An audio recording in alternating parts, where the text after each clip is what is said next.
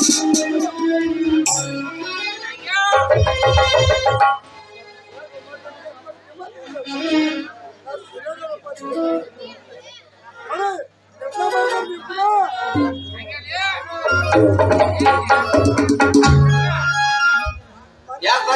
By ಚಾಲು ಮಾಡಿ ಪೂಜಾರಿ ನನ್ನ ತಮ್ಮ ಬರೋನಿದ್ದಾನೆ, ಇನ್ನೊಂದು ಸ್ವಲ್ಪ ಕಾಯೋಣ, ಈಗಲೇ ಬರ್ಬೋದು.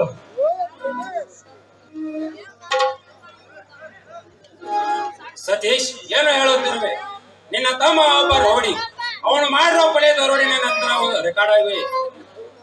ಅವನೊಬ್ಬ ಅಪರಾಧಿ, ಅಂತ ಕ್ರಿಮಿನಲ್ ನನ್ನ ಮದುವೆಗೆ ಬರುವುದು ಅವಶ್ಯವಿಲ್ಲ. ನನ್ನ ತಮ್ಮ ಅಂತವನಲ್ಲ ಪ್ರತಾಪ್, ನನ್ನ ತಮ್ಮ ಧರ್ಮ ಸಿಂಧು. ಹೌದಣ್ಣ, ರೋಷನ್ನೇ ನಿರಪರಾಧಿ. ಅವನು ನಡೆಯುತ್ತಿರುವುದು ಧರ್ಮದ ಹಾದಿಗಾಗಿ, ಮಾಡುತ್ತಿರುವುದು ಅಪರಾಧಿಗಳ ಕೊಲೆ. ಅವನು ಹೋರಾಡುತ್ತಿರುವುದು ಧರ್ಮದ ನೆಲೆಗಾಗಿ. ಶ್ಯಾಮ್, ನಿನ್ನ ಸ್ನೇಹಿತ ಇರ್ತವನು ಅಂತ ನನಗೆ ಚೆನ್ನಾಗಿ ಗೊತ್ತು, ಅದನ್ನು ನೀನು ಹೇಳಬೇಕಾಗಿಲ್ಲ. ಪೂಜಾರಿ, ನೀವು ಮಂತ್ರ ಚಾಲು ಮಾಡಿ.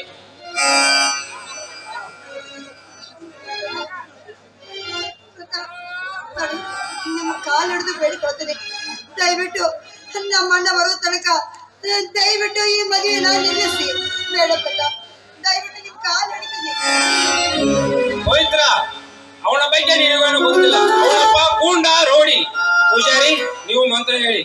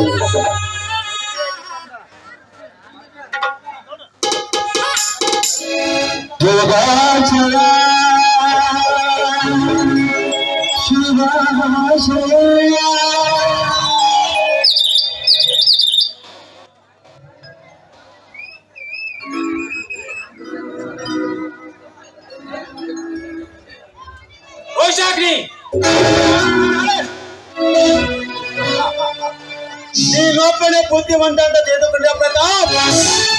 ಪೊಲೀಸ್ನವರು ಯಾವ ಹೊತ್ತಿನಲ್ಲಿ ಏನು ಮಾಡುತ್ತಾರೆ ಅಂತ ಕಳ್ಳರು ತಮ್ಮ ಹುಷಾರದಲ್ಲೇ ಇರುತ್ತಾರೆ. ನೀನೊಬ್ಬನೇ ಚಾಣಾಕ್ಷ ಅಂತ ತಿಳಿದಿದ್ದರು, ಅದು ನಿನ್ನ ಮೂರ್ಖತನ. ಈ ಕನ್ನಡ ನಾಡಿನಲ್ಲಿ ನಿನ್ನಂತ ನಿಷ್ಠಾವಂತರಿದ್ದರೆ ಧರ್ಮದ ಬಂಡರಕ್ಕೆ ತಲೆ ಮೆರೆಸಿಕೊಂಡು ತಿರುಗಿಲ್ಲ ಈ ಕಾರಮಾದ ಬೀಡಿನಲ್ಲಿ.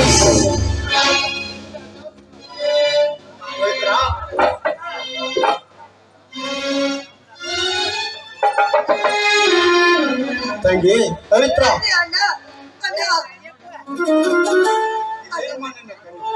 ಏನಾಗಿದೆ ಅಮ್ಮ? ಕಾಡಿನಲ್ಲಿ ಕಟ್ಟಿಗೆ ಕಡಿಯಾಗ ಯಾರೋ ಪಾಪಿಗಳು ನನ್ನ ಕಣ್ಣಿಗೆ ಪೌಡರ್ ಹಾಕಿ ಹೋದ್ರಣ್ಣ. ನನ್ನ ಕಣ್ಣು ಉರಿತಾ ಇದೆ, ನನ್ನ ಕಣ್ಣಿಗೆ ಆಗ್ತಾ ಇಲ್ಲಣ್ಣ.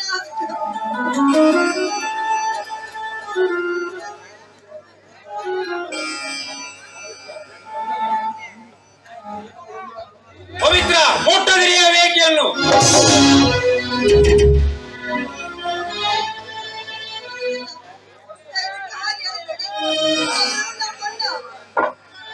ಪವಿತ್ರ, ಈಗ ನೀನೀಗ ಅವನ ತಂಗಿ ಅಲ್ಲ, ನನ್ನ ಹೆಂಡತಿ. ನಾನು ಹೇಳಿದ ಹಾಗೆ ನೀನು ಕೇಳಲೇಬೇಕು. ರೋಷ, ಇನ್ನು ನೀನು ತಪ್ಪಿಸಿಕೊಂಡಿರಬಹುದು, ಆದರೆ ಇನ್ನು ಮುಂದೆ ನೀನು ನನ್ನನ್ನು ತಲೆಮರೆಸಿ ತಿರುಗಲು ಸಾಧ್ಯವೇ ಇಲ್ಲ. ಸುಳ್ಳು ಎಂದರೆ ಗರತಿ ಸುಳ್ಳಾಗಾರು ಪ್ರತಾಪ್. ಮೋಸ ಮಾಡುವ ಬದುಕುವ ಕಾಲ ಇದಲ್ಲ. ಕೈಯಲ್ಲಿ ಜಾಂಬೆ ಹಿಡಿದು ನಡೆಯುವ ಆತಂಕವಾದಿಗಳ ಕಾಲ. ಒಕ್ಕಲಿಗಿಂದ ಓಟ ತೆಗೆದುಕೊಂಡು ರಾಜಕೀಯ ಸಮಾಜದಲ್ಲಿ ಸಾಮ್ರಾಜ್ಯನಾಗಿದ್ದರೆ ದುಷ್ಟ ರಾಜಕಾರಿಗಳ ಕಾಲ ಈ ಕಲಿಕಾಲ. ಅವರಿಗೇನು ಗೊತ್ತು? ಕಡೆಗೆ ಒಕ್ಕದಿದ್ದರೆ ದಿಕ್ಕುವುದು ಜಗವಲ್ಲ ಇರ್ಬೋದು. ಅದೇ ಒಕ್ಕಲಿಗ ಒಕ್ಕದಿದ್ದರೆ ದಿಕ್ಕುವುದು ಜಗವಲ್ಲ. ದುಷ್ಟ ರಾಜಕಾರಣಿಗಳ ಸಹವಾಸ, ನಿತ್ಯ ಬಡವರ ವನವಾಸ, ಬಿಸಿಲು ಬಡಿಯದೆ ಭ್ರಷ್ಟ ರಾಜಕಾರಣಿಗಳು ಮಹಾನಿನ ಮೇಲೆ ಮಹಾಲ ಕಟ್ಟಿಸಿ ಮೆರೆಯುವರೆ. ಆದರೆ ಅದೇ ಒಕ್ಕಲಿಗ ಹಗಲಿರುಳು ದುಡಿದರು, ಬೆವರು ಸುರಿಸಿ ದುಡಿದರು, ತೊಟ್ಟನ್ನ ಕಾಣದೆ ಬೀದಿ ಬಿಕಾರಿಯಾಗಿ ಕೊರಗುವನು. ಇದಕ್ಕೆ ಏನು ಹೇಳಿದೆ ಅಣ್ಣ? ಅದಕ್ಕೆಲ್ಲ ಕಾಯ್ದೆ ಕಾನೂನಿದೆ. ಕಾಯ್ದೆ ಎಲ್ಲಿದೆ ಇನ್ಸ್ಪೆಕ್ಟರ್ ನಿಮ್ಮ ಕಾಯ್ದೆ ಕಾನೂನು? ಲಂಚಕ್ಕಾಗಿ ಸಂತು ಮಾಡಿ ರಾಜಕೀಯ ಕೈಗೊಂಡಾಗಿದೆ ನಿಮ್ಮ ಕಾನೂನು. ದೇಶಕ್ಕೆ ರಾಜಕೀಯ ಆಗರದ ಅಲ್ಲಿ ದುಷ್ಟರನ್ನು ಅರೆಸ್ಟ್ ಮಾಡೋ ಪವರ್ ನಿಮ್ಮಲ್ಲಿದೆಯಾ? ನಿಮ್ಮ ಕಾನೂನಿಗಿದೆಯಾ? ಹೇಳಿ ಇನ್ಸ್ಪೆಕ್ಟರ್ ಹೇಳಿ. ಆ ತಾಕತ್ತು ನಿಮ್ಮಲ್ಲಿ ಇಟ್ಟಿದ್ದೀರಿ, ನಮ್ಮ ಸ್ಥಿತಿ ಆಗುತ್ತಿರಲಿಲ್ಲ. ಲಂಚ ಎಂಬ ಕೊಂಚ ಕಾಂಚಾನಕ್ಕೆ ಮಾರಿ ಹೋಗಿದೆ ನಿಮ್ಮ ಕಾನೂನು. ರೂಪರಾಶಿಯ ಸೌಂದರ್ಯಕ್ಕೆ ಮರುವಾಗಿದೆ ನಿಮ್ಮ ಕಾನೂನು. ಆದರೂ ಸುಳ್ಳಿ ಆಗಿದೆ ಬರವಣ ತೆಗೆದು ಬಾಳು ಕೊಟ್ಟ ಪುಣ್ಯಾತ್ಮ ನಿನ್ನ ಪಾದಕ್ಕೆ ಸರ್. ಕಾನೂನಿಗೆ ಶರಣಾಗು. ಅದು ಮಾತ್ರ ಸಾಧ್ಯವಿಲ್ಲ ಇನ್ಸ್ಪೆಕ್ಟರ್. ನೀವು ನನ್ನ ತಂಗಿಗೆ ಮುತ್ತೈದ ಭಾಗ್ಯದಷ್ಟು ಮಾವಣಿ ಇರಬಹುದು, ಆದರೆ ಇದು ಒಂದು ವಿಷಯದಲ್ಲಿ ಮಾತ್ರ ನನ್ನನ್ನು ಕ್ಷಮಿಸಿಬಿಡಿ. ಈ ನಿಮ್ಮ ಉಪಕಾರ ನಾನು ಯಾವ ಜನ್ಮಕ್ಕೂ ಮರೆಯಲಾರೆ. ನಾನೇನು ಬರುತ್ತೇನೆ. ರೋಷಾಗ್ನಿ ಮತ್ತೆ ನಮ್ಮನ್ನು ಬಿಟ್ಟು ಹೋಗಲ್ಲ. ನಮ್ಮನ್ನು ಬಿಟ್ಟು ಹೋಗ್ಬಿಡೋಣ. ನನ್ನ ಜೊತೆಗಿರೋಣ. ನಮ್ಮನ್ನು ಬಿಟ್ಟು ಹೋಗ್ಬಿಡೋಣ. ಹೌದು ರೋಷಾಗ್ನಿ, ಇನ್ನು ನೀನು ಮನೆ ಬಿಟ್ಟು ಹೋಗೋ ಅವಶ್ಯಕತೆ ಇಲ್ಲ. ಎಲ್ಲರೂ ಒಂದಾಗಿ ಬರೋಣ. ನಾನು ತೊಟ್ಟ ಹಾಕೋ ಸಾಸುವ ಸಮಯ ಹತ್ತಿರ ಬರ್ತೀವಿ ಪ್ರಶಾಂತ್. ಆಮೇಲೆ ಎಲ್ಲರೂ ಒಂದಾಗಿ ಬಾಳೋಣ. ಇನ್ಸ್ಪೆಕ್ಟರ್, ನನ್ನನ್ನು ಹಿಡಿಯುವ ಉಪಾಯ ಮಾಡಬೇಡಿ. ಯಾಕೆಂದರೆ ಇದು ಗಂಡದ ಕೊಂದ ಹೊಳಿ. ಅಷ್ಟು ಸುಲಭವಾಗಿ ನಿಮ್ಮ ಬಲೆಗೆ ಬೀಳಲಾರದು. ಇದು ಅತ್ಯಂತ ಹುಲಿಯಲ್ಲ, ಮತ ಸಾಧಿಸಲು ಸಾಗುತ್ತಿರೋ ರೋಷದ ಹುಲಿ. ಅನ್ಯಾಯವನ್ನು ಮೆಟ್ಟಿ ಹಾಕಲು ನಿಂತಿರುವ ರೋಷದ ಹುಲಿ. ಗುಡ್ ಬಾಯ್.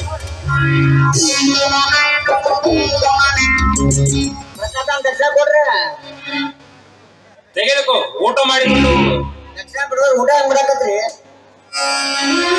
ಆ ಪವಿತ್ರ, ಬಾ ಊಟ ಮಾಡೋಣ. ಸತೀಶ್, ಎಲ್ಲರೂ ಬನ್ನಿ.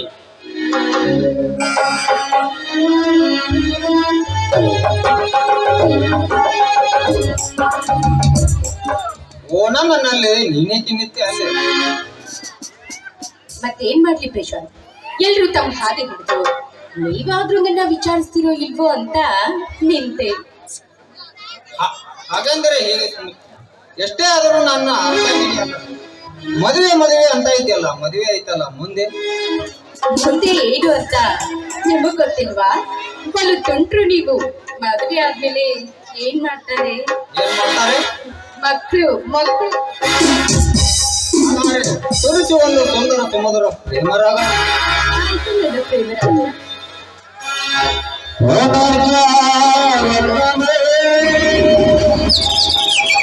Thank